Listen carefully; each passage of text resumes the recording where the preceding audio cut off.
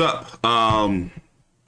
Tank Davis is about to have a press conference with Isaac Cruz. It's a virtual press conference, a Zoom call for their fight happening on December the 5th, 2021. Where's this fight taking place again? Isn't it in Vegas? No, it's in the Staples Center in Los Angeles. And remember, it was supposed to originally be Rolly Romero, WBA 135-pound interim champion, taking on WBA world champion Gervonta Tank Davis at 135. And the winner was going to be the mandatory for Teofimo Lopez's 135-pound portion of that title, whether him or George Kambosos have it on November the 27th when they fight next week on the Zone.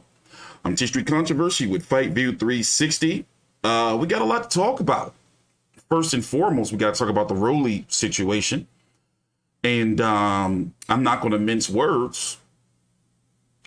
It looks like, allegedly, with some fire there.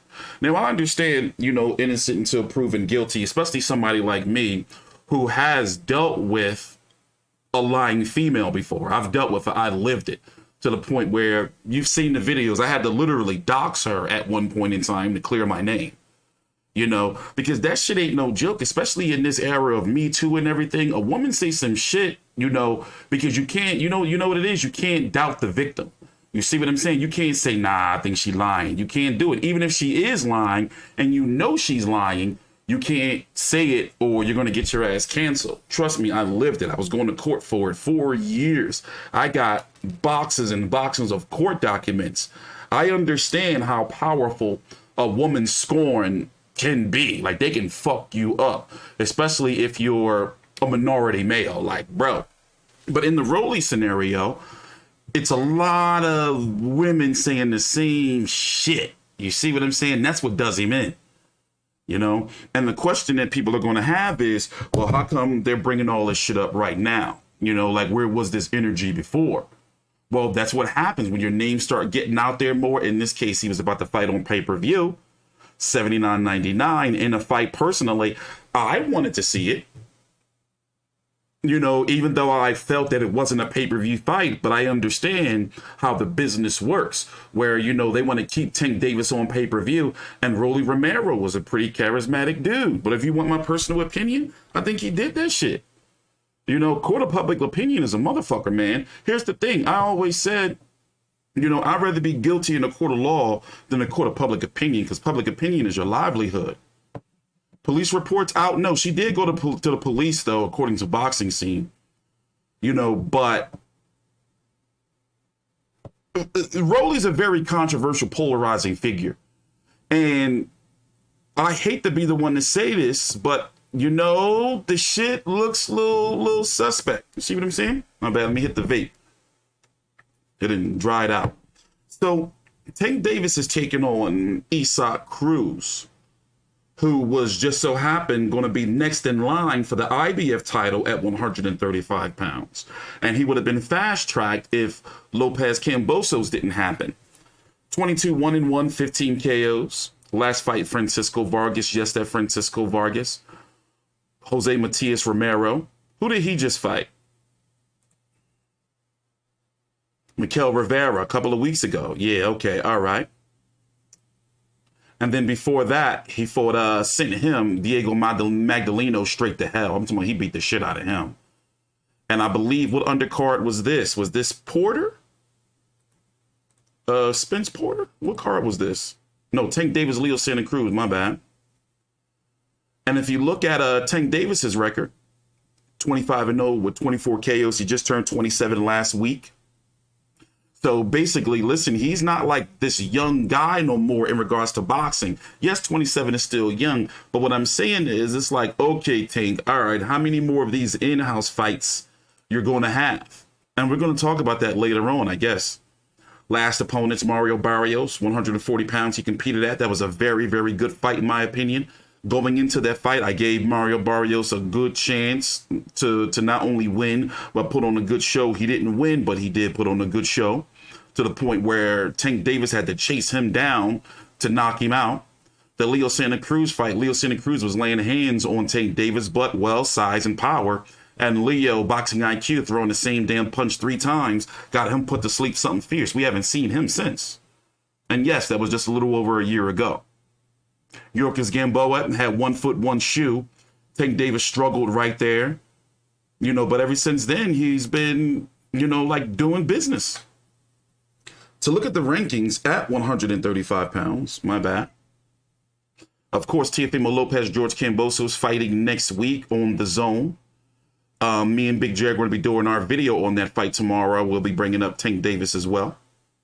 Devin Haney and Jojo Diaz are fighting next month. Wait, when are they fighting again? Remind me, but down below in the chat, I believe it's the first week. It's the first week of December, right? In Vegas. Jojo Diaz is having a media call tomorrow. We will be here. Yeah, Leo has been at all the fights. Yeah, he has been at the fights, though. You can see him ringside. But Jojo Diaz, WBC interim champion, is taking on WBC champion Devin Haney. Jojo Diaz is having a media call tomorrow. I forgot the exact time, but tune in tomorrow. Jojo Diaz is going to be having a Zoom call. Lomachenko and Richard Comey are going to be facing off in December. What's that? December the 18th? Something like that. I don't remember the exact date. Maybe a week earlier. Teofimo Lopez, don't be surprised if he ends up being the next WBO mandatory. And if Teofimo Lopez defeats George Kambosos, I don't care what Tio is saying. I see him versus Lomachenko on pay-per-view on ESPN in the first half of 2022. Ryan Garcia, we don't know what he's doing. I gave up on him. I was never high on him anyway. And all the guys I just mentioned, outside of Kambosos and Isaac Cruz, I think can beat Ryan Garcia. So once again, I'm not high on Ryan Garcia. I think Devin would beat him, Jojo would beat him, Tia would beat him, Tank Davis would beat the shit out of him, and Lomachenko would beat him. And if you look at the 135-pound division, that's pretty much it. It's top heavy. Well, we got to figure out what the hell Javier Fortuna is. Yvonne Mendy's still kicking around. And potential guys to move up from 130 to 135. Let's see. Miguel Burchelt, maybe. He's been flirting with 135, but Bob Arum and Top Rank is trying to make him versus Shakira Stevenson.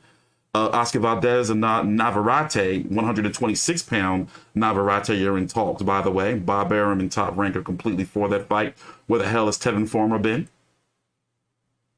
By the way, what's going on with the chat? Let me fix this. My bad. 1 minute. Let me see what's going on with the chat here. Get a little refresh going. It's probably going to pop up something crazy fast. There we go. There we go. So let me catch up on some questions. In fact, let me open up this Zoom link here. Make sure we're on time to the Zoom call. So once again, Tank Davis and Isaac Cruz and momentarily are going to be joining a media Zoom virtual press conference where they're going to be taking questions and talking about the fight. What press conference is this? Hold on. Oh, and tomorrow we're going to be here for Darren Williams versus Frank Gore press conference for the co-feature of chief support to Jake Paul versus Tommy Fury, which is happening on also, I believe, December the 18th. Correct me if I'm wrong with these dates. It's a lot of fights coming up, very busy. But I am happy to be here full time for you guys. We've been pumping out a lot of videos the last few days. If you don't know, I was suspended for the better part of 2 weeks from uploading content on YouTube because of a video I did 2+ years ago. And some copyright issues as well. But more importantly, it was the video I did 2 years ago that had me suspended for bullying and harassing sons of bitches. So yeah, the question I have is, I do have Tank Davis beating Isaac Cruz. Isaac Cruz is a better fight on paper and competitively than Tank Davis versus Rolly, because I think Rolly was going to go to sleep, but Rolly, he was on pay-per-view because basically he can talk. He's able to sell fights. You gotta have some moxie, some spunk with you to be able to really, really put on a good fight on pay-per-view these days, unless you're somebody like Canelo Alvarez or something. But basically, you kind of get where I'm going with it. So the question I have is, let me make sure I join this Zoom here. The question I have is, who is Tank going to fight next? How long can they keep him in-house before they have to work with other promoters, to get a significant fight for him? And that seems to be what's going on with a lot of PBC fighters now. And the reason why I'm saying PBC, because I understand how people can get all triggered and say, well, Top Rank has to do it too. The Zone has to do it too. But I'm saying PBC because they're the king of the hill, the top of the mountain. You know, they've been known for keeping fighters in-house and away from other outside talent for years now. So me saying, like, singling out PBC, I'm calling it like I see it. I'm calling it like it is. But now they're running out of in-house fighters. Before, they had like such a large stable, which they still do, of fighters that they can put together, of fights they can put together and keep things on their side of the street. Things are not that easy no more. So, for example, let's think about it, right? Let's really, really think about it. Who in-house, PBC in-house for the hardcores, who can Tank Davis fight next if he beats Isaac Cruz? Now, remember, they want to keep him on pay-per-view. So it's got to be a pay-per-view worthy fight in-house. And let's look at 135. Now, I don't see Tank Davis ever going back down to 130. Remember, he vacated the belt, the division that he actually had a significant championship in was in 130. He had the 130-pound super title. So the question is now, remember, he vacated that belt. So he's not going back down to 130. Gutierrez and Colbert are going to fight. Hold on.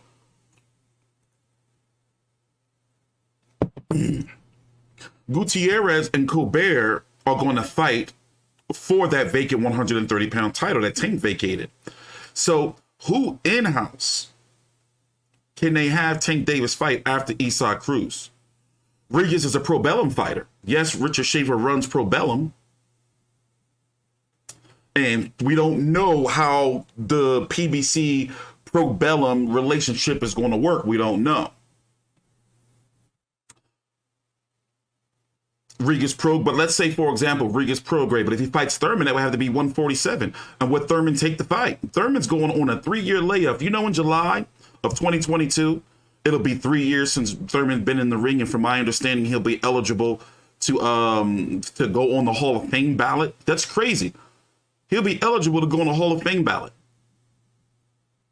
I believe it's like 3 years you have to be out the ring or something like that.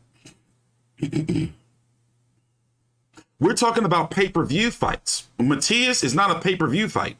Like, you got to understand what I'm saying. We've been watching boxing way too long to know that Subriel Matias and Miguel Rivera, they may be trying to get them there, but they're not a pay-per-view fight. You know, so who? Keith Thurman was hurt fucking 3 years. Okay. So who between 140 and 135 that they can sell a pay-per-view for Tank Davis? Russell Jr. is possible. There you go. We got Gary Russell Jr. That's possible. Gary Russell Jr. would have to move up, though, but he's been flirting with it and talking about it. And as we're looking at the rankings, I'm trying to find somebody. I'm sorry. And then, you know, unless he's moving to 147. But the fact is, Mario Barrios wasn't a pay-per-view fighter, but he was a Mexican fighter with a nice following, Mexican undefeated following behind him. You see what I'm saying? That's been the PBC Al Heyman system for years. How don't you guys know this already? Miguel Rivera don't have it yet. Miguel Rivera wasn't headlining events like Mario Barrios was, or being like co-features to whatever pay-per-view that was. I think it was Spence versus Mikey Garcia. Like, I'm sorry, I understand, like, you know, but Subriel Matias and Miguel Rivera don't sell like Mario Barrios would have. We've been watching boxing way too long. So Gary Russell Jr., depending on what the relationship with PBC and Pro Bellum is, maybe Regis Prograde.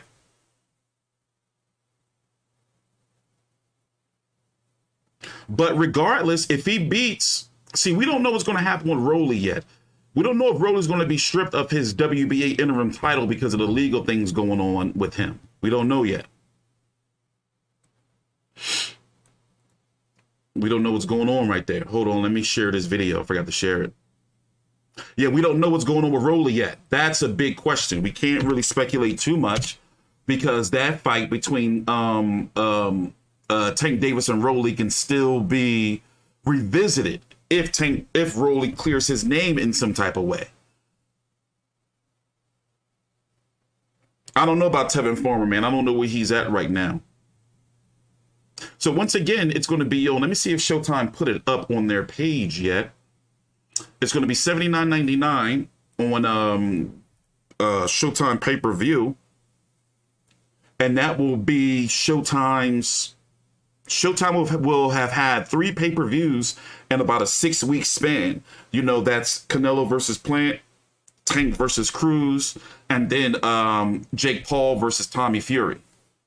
Like that, it's a lot of pay-per-views. And then remember, we're paying for Crawford Porter. Fury versus Wilder 3 may seem like a long time ago, but what was that, about 5 weeks or so ago? You know? A lot of pay-per-views whooping our ass, bro.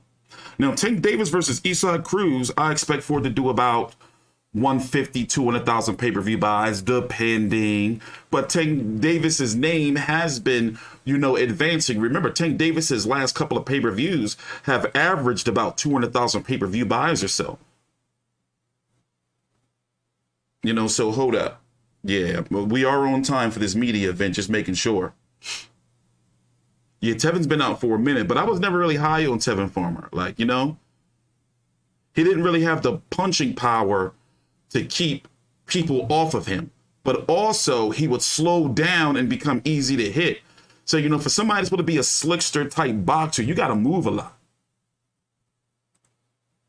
So this media event's will be starting in about, it's supposed to start 5 minutes ago. Mikey Garcia coming off of a loss. I don't know. Mikey Garcia is kind of a diva-ish when it comes to picking his fights. So, you know, Mikey might try to want a win before he gets in there with Tank Davis. But is Mikey Garcia still with Eddie Hearn?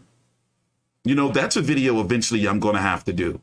Because Eddie Hearn has been having a fucked up year. And also, it's not being talked about enough about how he's losing and has lost a significant amount of his stable to Sky Sports MTK Global's boxer.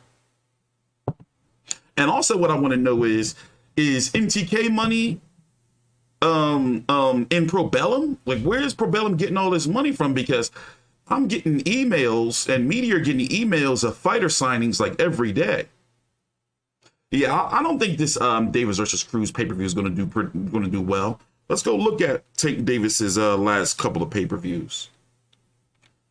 Before we do that, though, let's talk about the undercard, because I do like the undercard. Sebastian Fendor versus Sergio Garcia. That's supposed to be a 154-pound title eliminator. But I thought that Erickson Lubin was the mandatory already for Jermell Charlo. If you don't know, we're still waiting on what's going to happen with Jermell Charlo Castaño 2. And if Bakram Murtazaliev is going to really, really enforce his IBF, you know, mandatory to nix that fight or whatever. But correct me if I'm wrong, the winner of Fendor versus Sergio Garcia is supposed to fight Lubin, and then the winner of that becomes the mandatory for Charlo.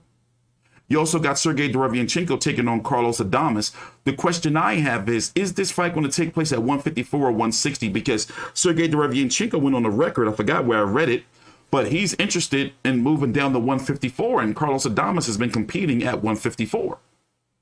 So it says middle right there, but really we don't know where this fight's going to be at. So don't be surprised if Sergey Derevyanchenko weighs in at like 157 or some shit like that. And then Eduardo Ramirez versus Miguel Marriaga is going to open up the pay-per-view. Solid pay-per-view card, but not a pay-per-view fight for the main event.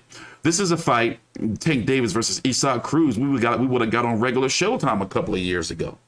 For real. We would have got this on regular Showtime. This ain't no different than Tank Davis versus Cuellar or Tank Davis versus Pedraza. But I get it. Tank Davis brings in a lot of money, you know, and he commands a lot of money. More money that being on regular Showtime can't compensate anymore.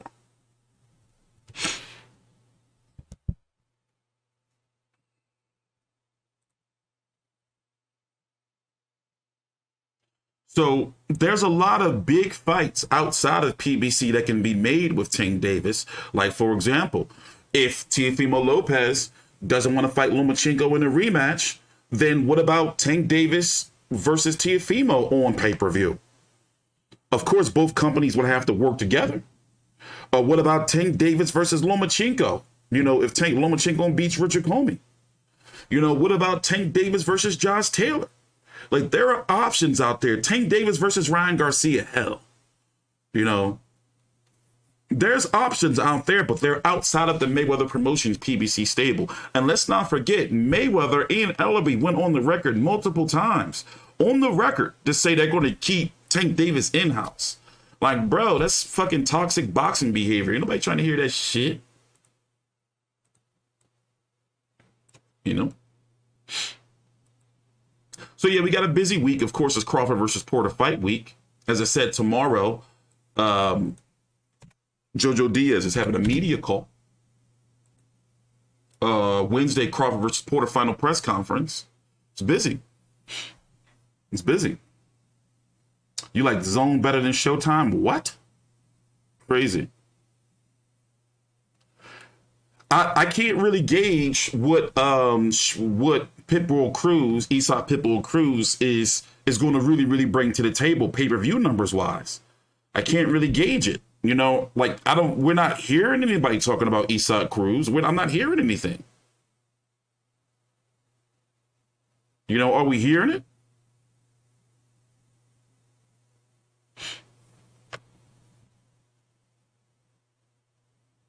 Yeah, Leonard Ellerby do be saying some shit. But you know what? He's grown on me, though. I used to couldn't stand Leonard Ellerby. Like, he's grown, like, a lot as a promoter and as a mouthpiece for Mayweather Promotions, you know, and he can come across as being rational. But, yeah, the options are beginning in-house, you know, pay-per-view is, you know, becoming to be a bit limited for Tank Davis. You know, but if they bring on him versus Keith Thurman, I would love to see it. But frankly, I think that Keith Thurman too big for him, to be honest. You know, they have weight classes for a reason. But then again, you know, I never thought that I would see Canelo competing at 168, 175. I never thought that. You know, especially, you know, 175. Like, I never thought I'd be able to see it. So you never know these days. You know, one question I would love to ask Terrence Crawford is, where does he see himself ending his career? You know, because he's been talking about Canelo in the media, and I want, you know, like, okay, you know, like, what division do you see yourself ending your career at? For example, what division do you see Tank Davis ending his career at? I can see Tank Davis fighting at 147, but maybe at catchweightish. I don't know. Oh, the media event's about to start. Recording in progress. Yeah. All right, guys. We're going to talk after the media event. Take your time out, like the video, subscribe if you haven't. I'm T Street Controversy with Fight View 360. Damn, they just kicked us out. So let's talk about it. Recap it real quick. The Tank Davis Rolly Romero fight is still alive. You can tell by the way Tank Davis was talking. He was asked a question by one of the media members. How would he rate both fighters? And basically you can tell he really thought about it. He didn't want to say that Eastside Cruz is a much better fight, which a lot of people and media feel, because, you know, then if he were to fight Rolly after, if the Rolly grapey Rolly scandal get cleaned up, you can tell he didn't want to come biting back later on where people like, oh, he already said Eastside Cruz was a better fighter.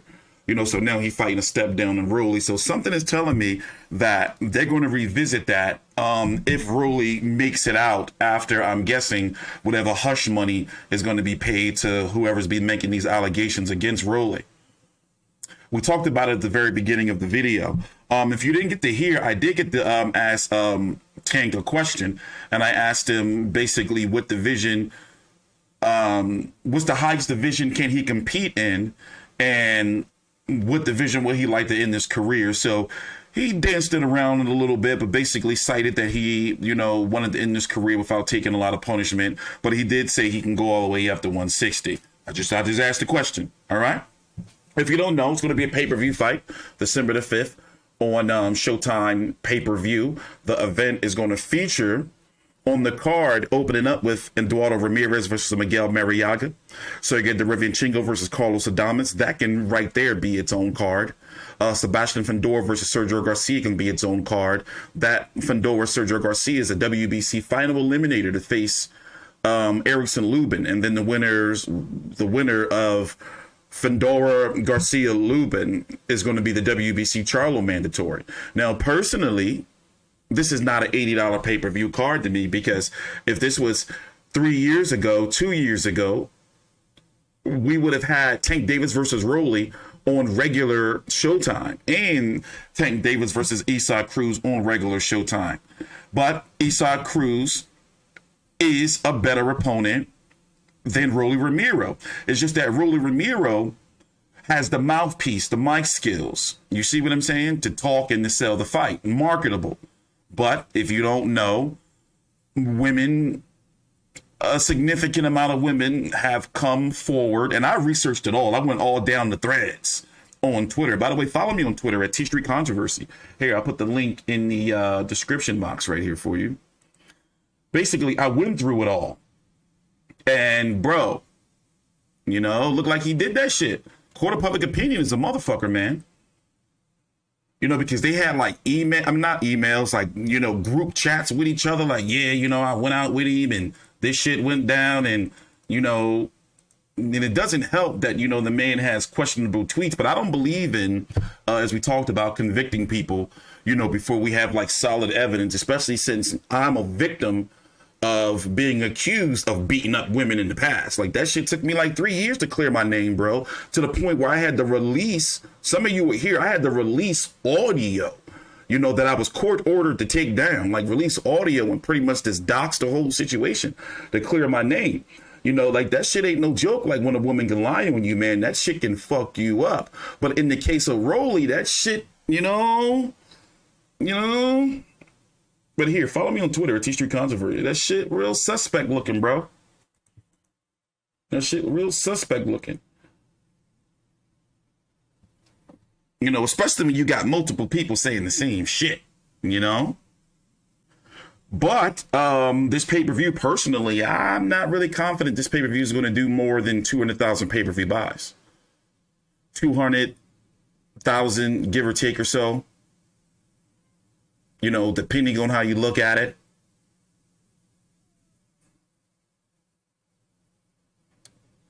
And yes, Tank got his own legal problems as well. We're not glancing over this. I forgot that we live in a day and age of a whole bunch of whataboutisms. You know, I forgot we live in this day and age where you can't talk about one person, you know, or one issue without somebody saying, well, what about this? This person did such and such and this and that. Yes, Tank Davis has gripped up a whole woman at a basketball game and escorted her out by her neck. That was some crazy shit to me. Then the hit and run, yes. But in this case, we wasn't talking about that. And besides, we have a lot of time to talk about all of this because we are now what? The fight's going to be on a Sunday night, school night, by the way, December the 5th. On Showtime pay-per-view, and I'm pretty sure it's going to be $80. That's been the price for pay-per-views, for mainstream pay-per-views, not exhibitions. Except for Crawford versus Porter, we're getting that on ESPN Plus. You know, exclusively on ESPN Plus for $69.99. So that's what's up, I guess. But it's still exclusively on ESPN Plus. In fact, that's the video we're going to be doing next. Is our Crawford versus Porter Fight Week preview. Crazy. Oh, and also, I got another one of these. The last one I got broke, but yeah, I want to play video games again. You know, I want to be able to chill, but for some reason, I feel I can't play video games without making some money from doing it. I feel bad. It's like, why play video games by myself when I can make money playing them? But I'm trying to figure out, where should I stream, on YouTube or on Twitch? That's where I'm at. But the thing is, I have a fully partnered YouTube channel. 2 of them. My T Street Uncut channel was partnered on YouTube. You know, so, and I'm known on YouTube. So it's like, where do you go? First start on Twitch? Or do you go, you know, stay on YouTube? But by the way, I am a Tank Davis guy. You know, but the problem is his matchmaking has been very careful. And the fights that I want him to face, they're all out of market fights. Now, I do feel that at one point in time, before Teofimo beat Lomachenko, that Tank Davis versus Lomachenko was going to be a thing. I really feel that was actually in the works. I really feel it. You even had Lomachenko calling out Tank publicly on ESPN platforms. And also, Bob Arum had mentioned, I forgot what platform it was, but he mentioned, because PBC was working together for Wilder versus Fury 2, that he had many talks with Al Heyman about potential fights that could be made across platforms. And one of them was Tank Davis versus Lomachenko. And then, well, Lomachenko goes on and loses to Teofimo Lopez.